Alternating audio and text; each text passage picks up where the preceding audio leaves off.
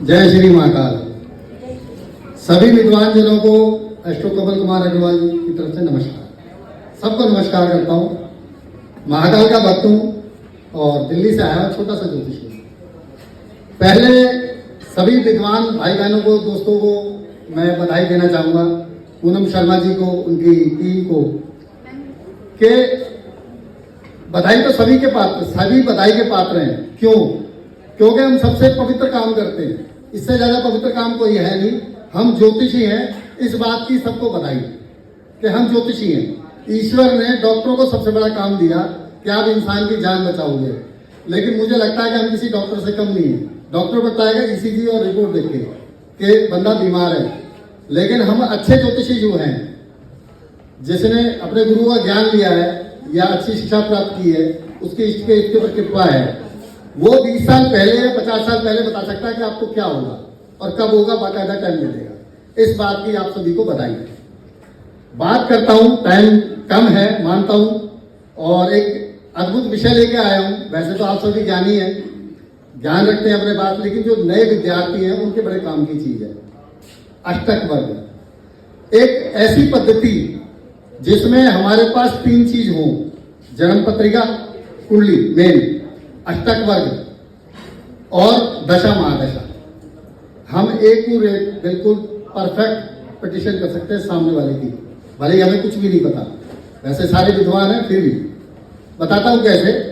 इसमें अष्टक वर्ग में, ऐसे सारे ऐप में होता है अष्टक वर्ग, एक ऐप होता है, उसमें कहीं अंक लिखा होता है, कोई अंक बोलता है, कोई लाइन बोलता है और कोई बिंदु बोलता है। हम अंक बोलेंगे तो समझाने का प्रयास है। समझिए, लगन से चलेंगे 12 भाव तक, और इस पे विशेष ध्यान रखना है कि 24 अंक से नीचे जो अंक आते हैं 18 से 24 के बीच में, वो होते कमजोर। खराब कुछ नहीं होता, कमजोर। और 24 अंक से लेकर 30 अंक के बीच में जो अष्टक वर्ग में अंक आएंगे वो होंगे सामान्य, ठीक ठाक, अच्छा भी नहीं है बुरा भी नहीं है। लेकिन 30 अंक से ऊपर जो चले गए वो भाव बहुत अच्छा फल देगा। इस बात को विशेष ध्यान दिया जाएगा, ठीक है। बात करते हैं लगन की। लगन से चालू करते हैं, क्योंकि ज्योतिष में 4 स्तंभ हैं: लगन, लग्नेश, सूर्य और चंद्रमा। ये 4 स्तंभ हैं। अगर इसमें से एक भी अगर नीचे डाउन हो जाता है तो बात खत्म। मुझे नहीं लगता बहुत ज्यादा जाता है, तरक्की कर सकता है, लेकिन 4 स्तंभ हैं ज्योतिष में, मजबूत है तो जातक फर्श से अर्श पे जाएगा, ऐसा मुझे लगता है। लगन, चलिए पहले लगन से लेते हैं कि किसी जातक की लगन 24 से नीचे है तो लगन कमजोर मानी जाएगी। 24 से और 30 के बीच में है तो सामान्य मानी जाएगी। लेकिन अगर 30 अंक से 35, 40, 45 तक जाते ही हैं, उसकी लगन में 45, 40, 35 आ रहे हैं, तो आप ये मान के चलो, लिख के दे सकते हो कि बहुत तरक्की करेगा जातक जीवन में। लगन का प्रभाव सबसे ज्यादा होता है। उसके बाद धन भाव, वाणी भाव, कुटुंब भाव। यहां भी हम वही देखेंगे कि 24 अंक से नीचे सामान्य, कुछ नहीं बचेगा खाते में, चाहे वो करोड़पति हो अपने घर में, लेकिन खाता उसका साफ है, मतलब बैंक अकाउंट जो कम मिलेगा, पैसा नहीं मिलेगा उसमें। लेकिन 24 अंक से 30 अंक के बीच में करोड़पति हो सकता है, पैसा होगा उसके पास। और 30 से 35, 40 हैं तो हम ये कह सकते हैं कि भैया अरबपति पार्टी है, बढ़िया है, कोई समस्या नहीं है। 24 से नीचे तो हम ये कहेंगे कि भाई ये कमाएगा, खाएगा, लेकिन बचेगा कुछ नहीं। तीसरे भाव में आ जाते हैं। तीसरा भाव एक ऐसा भाव है, कम लोग ध्यान देते, लेकिन इस पर ध्यान देना चाहिए। किसी के अगर तीसरे भाव में 18 अंक हैं तो हम उससे कह सकते हैं कमजोर जातक, दब्बू।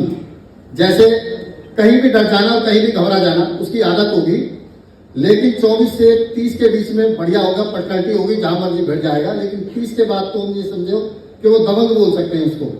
अगर 35% अगर किसी थर्ड भाव में मिले तो दबंग आदमी होगा।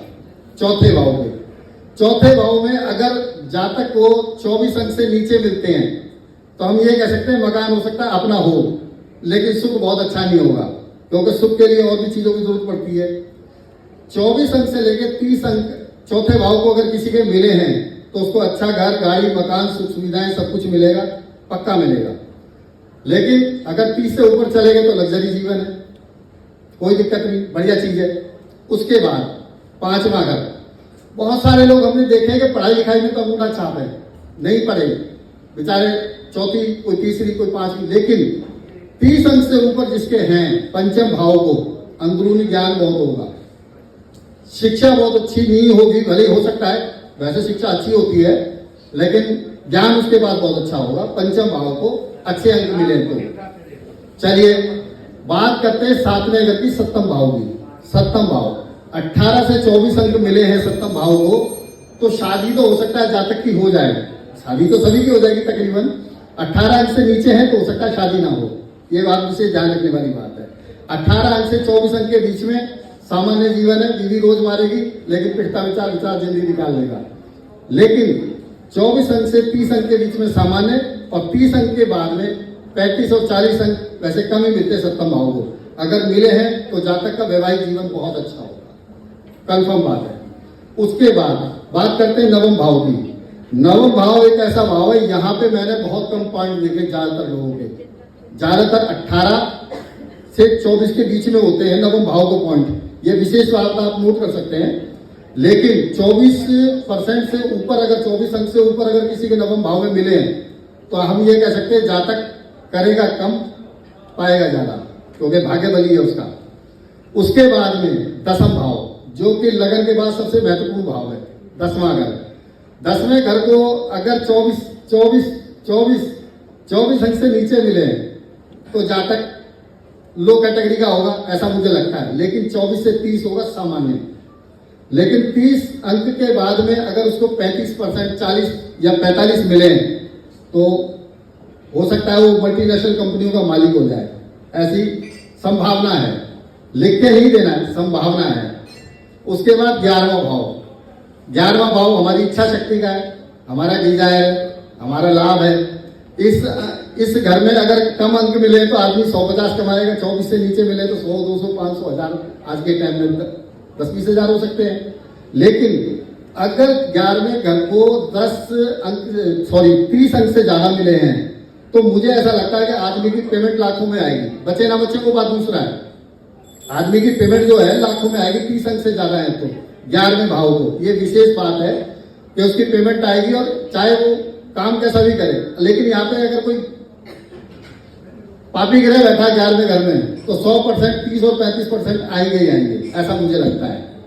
चलिए अब रह गए 3 भाव, और 6ठा, 8वां और 12वां, इसके ऊपर बात करते हैं। छठे घर में अगर अंक ज्यादा आ गए हैं तो जीवन में परेशानियों को बढ़ा देगा, ये चीज विशेष नोट की जाए। अगर लगन के पॉइंट कम हैं और छठे घर के ज्यादा हैं तो आदमी परेशानी महसूस करेगा, जीवन भर परेशान रहेगा, जातक संघर्ष करेगा, ये पक्का है। लेकिन लगन के पॉइंट ज्यादा है और छठे घर के कम है तो स्मूथ जिंदगी होगी, आराम से जिएगा। 8वां घर, 8वां घर विशेष है।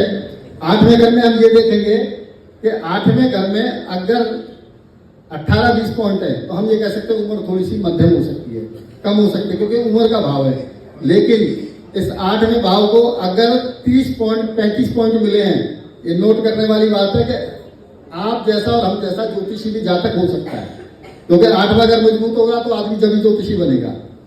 8वां घर अगर मजबूत है, उसको 30 पॉइंट, 35 पॉइंट मिले, 40 पॉइंट मिले तो सबसे बढ़िया ज्योतिषी होगा, ऐसा मुझे लगता है। वैसे अष्टम भाव अगर बलवान है तो और भी बहुत सारे कार्य हैं, वैज्ञानिक हो सकता है, आदमी तंत्र मंत्र साधनाओं में जा सकता है, शिक्षक हो सकता है, बहुत सारी बातें होती हैं। 8वां घर मजबूत है। लेकिन अगर लगन कमजोर हो गई है तो फिर जातक धक्के ही खाएगा, इसमें कोई शक नहीं है, नो डाउट।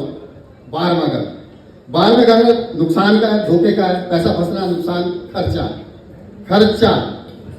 अगर 18 पॉइंट आए हैं 12वें घर को, 18, 20, 22 आए हैं तो ये अच्छा है, ये खराब नहीं है। क्यों? क्योंकि आप एक चीज देखना, अगर किसी के 12वें घर को कम पॉइंट मिले हैं तो जातक कंजूस होगा, ये विशेष बात है, चेक कर लीजिए आप। जातक कंजूस भी हो सकता है, साथ में उसका नुकसान भी कम होगा और उसको धोखे भी कम मिलेंगे और पैसा अधिक बचाएगा, क्योंकि उसका नुकसान ही नहीं होता, पैसा तो बच ही जाएगा। ऐसे होता है ये। इस तरीके से मैंने इसकी व्याख्या करने की कोशिश की है, और कोशिश यही की कि आप सबको मैं सामान्य और बीच में और अच्छा बता